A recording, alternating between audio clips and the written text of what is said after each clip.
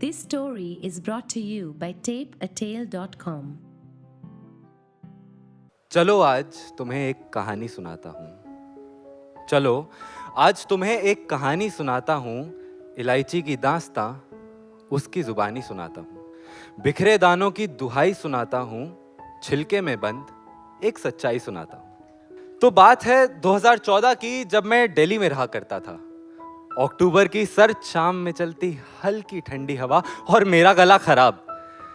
बस ऐसी ही एक शाम को सामने दीवार पर लगे टीवी पर आ रहा था मास्टर शेफ जूनियर और माँ की नजरें थी मुझ पर, जो उनके ही फोन पर एंग्री बर्ड्स खेल रहा था।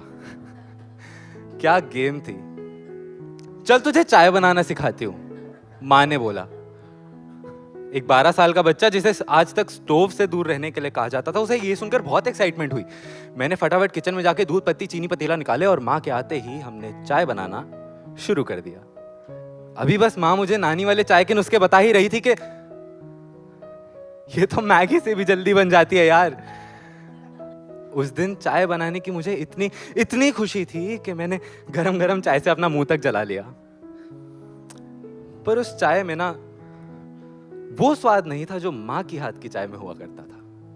बस वो एक खुशबू नहीं थी। शायद मैंने बनाई थी इसलिए, या शायद पहली बार थी इसलिए। पर चाय बनानी आई तो सही, बस यही सोच के मैं फिर गेम खेलने में लग गया। और पता है, अगले दिन ईद थी। वैसे तो अब मैं बिरयानी खा लेता हूं, लेकिन तब नहीं खाया करता था। और पापा ने कहा था वो मुझे ईद की बिरयानी पहली बार ट्राई करवाएंगे। तो मैं बस उसी पे फोकस था और चाय वाय बनाना तो सीखते रहेंगे।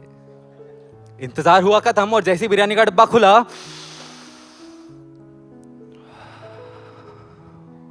ओहो हो, क्या खुशबू। अभी मैंने बस बिरयानी खाना चालू ही किया था कि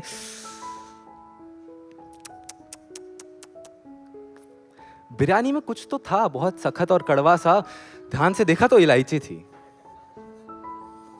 उसके बाद मैंने बिरयानी खाने से ज्यादा ध्यान उसमें से इलायची निकालने पे लगा दिया, वो भी चुन चुन के। मेरी प्लेट में इतनी सारी इलायची देख के माँ ने बोला, चल तुझे चाय बनाना सिखाती हूँ। पर माँ अभी कल तो सिखाई थी, मेरा बिल्कुल मन नहीं है। वैसे ही बिरयानी का सारा मजा खराब हो चुका है, अब आप और परेशान मत करो प्लीज। चल ना, आज दूसरे तरीके से सिखाऊंगी। बस ये बात माँ ने बोली और मेरी प्लेट उठा के किचन में चली गई।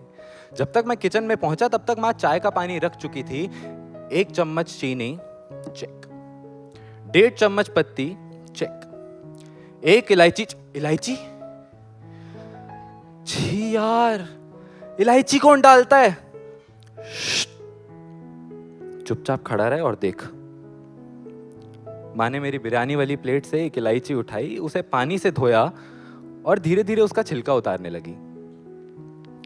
जैसे ही वो छिलका उतर गया तो उसमें जो दाने थे वो थोड़े बिखर से गए। माँ ने उन्हें इकट्ठा किया, ठीक से पीसा और चाय में डाल दिया।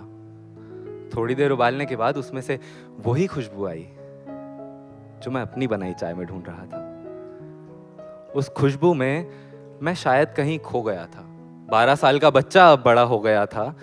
धीरे धीरे खुशबू फिर छटने लगी तो दुनिया की सच्चाई जैसे दिखने लगी।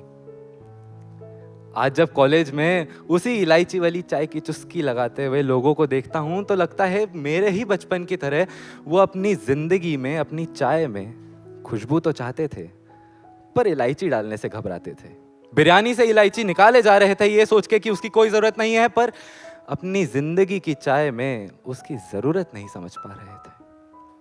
हम सबकी लाइफ में कोई ना कोई ऐसा इंसान होता है जो हमारी लाइफ में तो बहुत इंपॉर्टेंस रखता है, पर किसी और की लाइफ में वो उतना मैटर नहीं करता।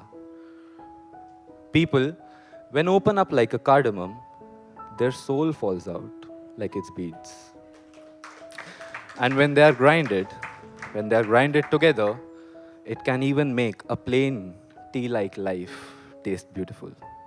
And when they are put in someone else's life, which is already wonderful like a biryani, their presence is not valued. अगर तुम किसी चाय की महक बढ़ा नहीं सकते तो किसी की बिरयानी का स्वाद बिगाड़ना मत।